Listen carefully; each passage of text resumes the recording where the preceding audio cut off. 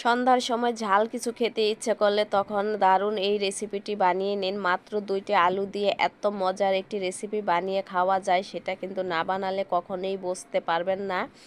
তবে ঘরে থাকা মাত্র এই একটি উপকরণ দিয়ে যদি এত সুন্দর একটি নাস্তা হয়ে যায়, তাহলে আমাদের আর কি লাগে। তো আমি 3টি আলু নিয়েছি, এখানে ভালো করে ধুয়েছিলে। তো এখন আমি এইভাবে করে ঝুরি ঝুরি করে কেটে নিলাম একটি গ্রেটারের সাহায্যে। আর আপনাদের পছন্দ মতনই কিন্তু ঝুরিটা করে নেবেন, তবে এটা যতখানি ঝুরি হবে খেতেও কিন্তু ততটাই মুচমুচে হবে। কিছুটা কাঁচামরিচ লাগবে আমার, আপনার পছন্দ মতো ঝালটা নিয়ে নেবেন। তো আমি এখানে আমার পছন্দ মতন ঝালটা নিয়ে নিয়েছি। আর কিছুটা ঘরে থাকা ধনিয়া পাতা নিয়ে নিলাম। এই ধনিয়া পাতা কুচি কুচি করে কেটে নিলাম। এখন এই আলুটার সাথে আমি ম্যাশ করব মাত্র 1 কাপ কর্নফ্লাওয়ার। এর সাথে আর কিচ্ছুটি লাগবে না।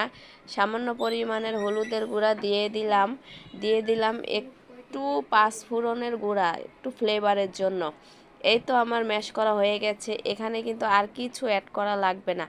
ভালোভাবে এর ম্যাশ করে নিতে হবে যাতে করে আঠালো হয়। আর এই যে আমি কাঁচামরিচ কিছুটা দিয়ে দিলাম। আগে থেকে প্যানটা আমি উপরে বসিয়ে রেখেছিলাম, দেখলাম আমি হাত দিয়ে যে কতটা তাপ হয়েছে। তো উপর থেকে এইভাবে হাত দিয়ে ভালো করে চেপে চেপে এটাকে লাগিয়ে দিতে হবে। আগে কিন্তু তেল দিতে যাবেন না, তাহলে কিন্তু এটা লাগানো যাবে না।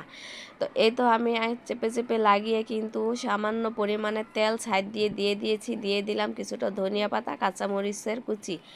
এইভাবে করে যদি এই রেসিপিটি বানিয়ে খান, দেখবেন মুখে লেগে থাকার মতো অসাধারণ একটি রেসিপি।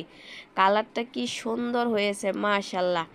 এবার আমি এটাকে উল্টে অপর পিঠ হতে দেব। দেখেন এরকম মুসমুসে আর ক্রিস্পি হয়েছে, দেখেই তো জিভে জল এসে গেছে।